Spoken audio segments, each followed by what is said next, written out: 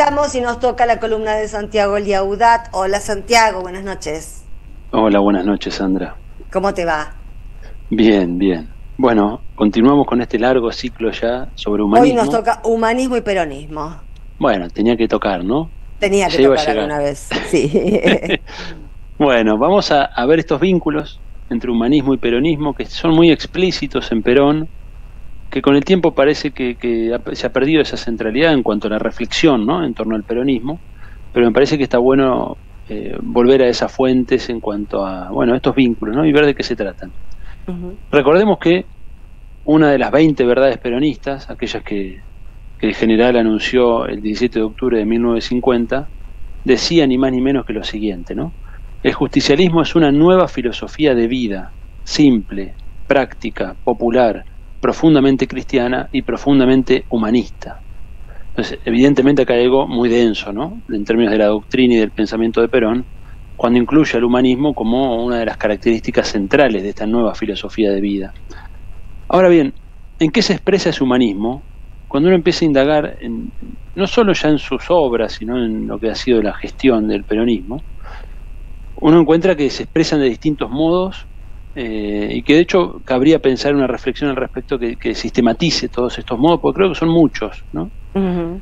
Hay un primer aspecto, indudablemente, que tiene que ver con la noción de justicia social, ¿no? Indudablemente, que ya hemos dicho, tiene origen en la doctrina social de la Iglesia, pero, hay que decirlo, adquiere en el justicialismo una impronta muy específica, e incluso diría muy específica de la mano de Evita, ¿no? Es decir, Evita Claro, convierte la justicia social en una categoría política claro. y la lleva más allá de un mero principio de redistribución económica, que lo Sí. tiene, por supuesto, lo incluye, pero lo excede, porque la justicia social, de hecho, está en una de las verdades peronistas, ¿no?, que dice que es una de las, es como un abrazo de amor que le hace al pueblo, ¿no?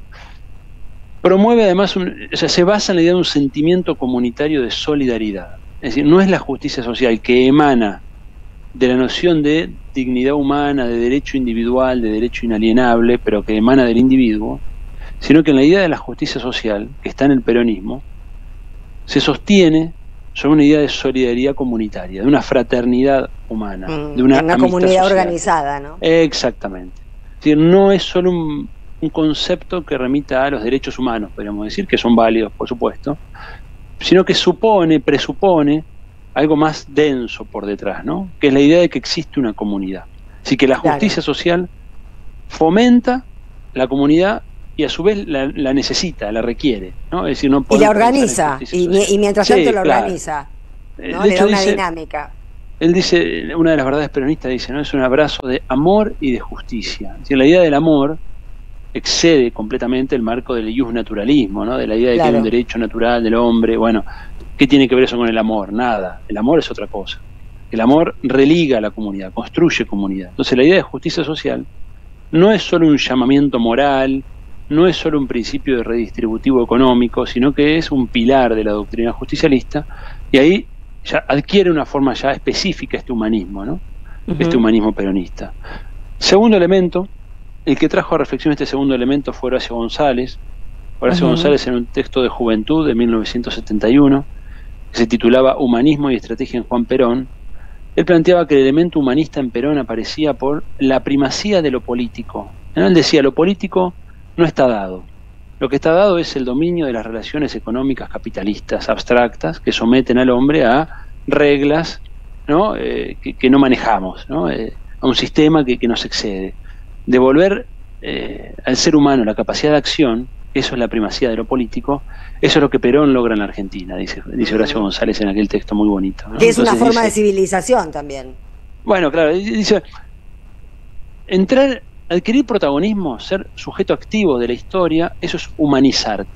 Entonces Perón, mediante la conducción, dice él, humaniza al hombre, ¿no? Nos humaniza.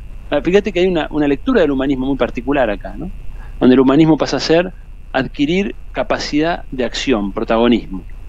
Está bueno para pensarlo, ¿qué pasa cuando no está ese protagonismo, ¿no? Un proyecto político Claro. puede ser humanista si no convoca el protagonismo No, popular, porque, ¿no? Digo, porque sos invisible. como reflexión. Bueno, ahí hay todo un tópico que Horacio González de hecho desarrolló hasta el final de su vida, ¿no? Ustedes saben que el Mm. último libro publicado post-mortem era humanismo, impugnación y resistencia. Así que sí, si qué evaluáramos la interesante. obra de Horacio González en 50 años, él recurre Claro. permanentemente a la reflexión humanista, ¿no? Y en esta línea de análisis.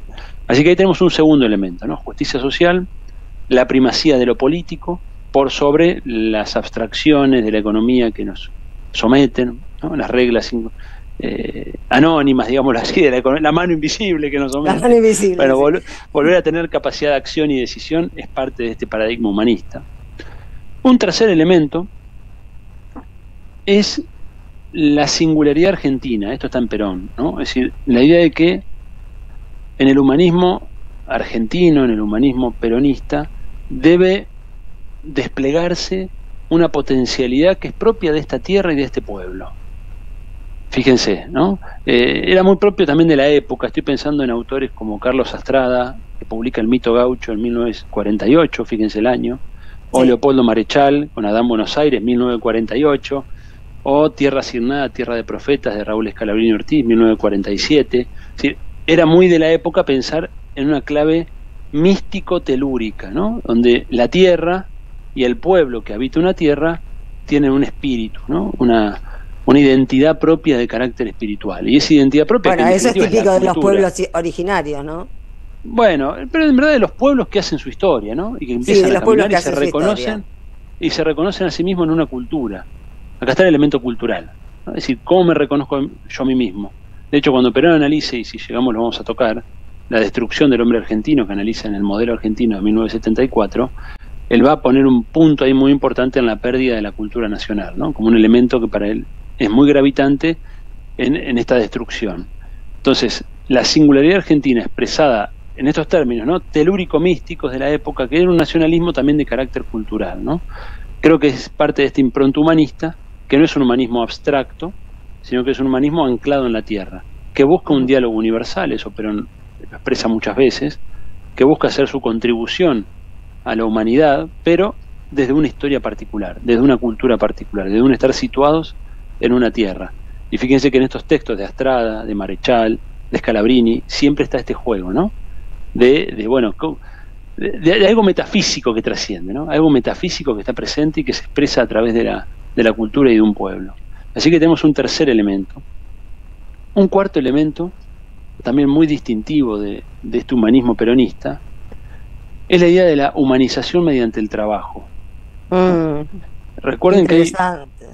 hay una verdad, la cuarta verdad peronista, que dice: no existe para el peronismo más que una sola clase de hombres, los que trabajan. Los que trabajan, sí. Es muy, muy tajante, ¿no? Es muy fuerte Es en muy esta fuerte. época donde no hay trabajo y se están destruyendo todas las fuentes de trabajo. Claro, Es pero además la idea de impresionante. que, bueno, entonces los que no trabajan entonces quedan fuera de la categoría de humanidad, ¿no? Es decir, es muy la idea de que la humanidad se adquiere mediante el trabajo. Y hay una quinta verdad que no siempre se lee junto a la cuarta, y creo que van de la mano, que Ujú. afirma que el trabajo es un derecho que crea la dignidad, dice él, crea la dignidad del hombre. Fíjense que la dignidad no está dada de antemano, sino que se crea mediante el trabajo, ¿bien? Pero también, dice él, es un deber. El trabajo es un deber. Y dice, debemos producir por lo menos lo que consumimos, ¿no? Que acá lo que está apuntando es a la función social que cada uno debe cumplir en la comunidad. Si Ujú. no podemos esperar a obtener todo de la comunidad en términos de derechos sin aportar nada a ella. Entonces Claro. la idea que creo que subyace a esto, en los términos de la época era producción y consumo, pero creo que va más allá, tiene que ver con la función social, tiene que ver con el aporte al bien común, donde el trabajo no es solo el trabajo económico, ¿no? Sino el trabajo que construye comunidad, el trabajo que construye patria, el trabajo que construye condiciones de vida, ¿no? Entonces, esta idea de que se alcanza la humanidad mediante el trabajo que es servicio, ¿no? Porque Ujú. cuando uno tiene un trabajo, cumple una función social, ¿no? Adquiere incluso una identidad a través del trabajo. ¿Cuántas veces nos pasa que nos presentamos a partir de lo que hacemos, ¿no? Bueno, yo soy Sandra Russo, soy Claro, periodista, ¿no? Es muy común, yo soy Santiago, soy docente. Si el claro. trabajo nos da identidad, pero además nos hace ser parte de un todo que nos excede, ¿no? Nos inserta en la sociedad desde ese lugar. Entonces, es muy profundo este vínculo entre humanización, trabajo y comunidad, ¿no? El individuo que trabaja, pero que se comprende a partir de su aporte a la comunidad. ¿No? Fíjese que lejos estamos de las nociones del trabajo vinculado meramente al éxito económico o al triunfo personal. Acá hay otra noción que subyace, que creo que toca muy, muy de lleno con este humanismo peronista, o por lo menos estaba en la cabeza de Perón, ¿no? Otro aspecto, ya nombré 1, 2, 3, 4... 5 nombraste. Aspecto, bueno, ya me No, el quinto ya estaba, sexto, ahora toca el sexto. Bueno, vamos ahí.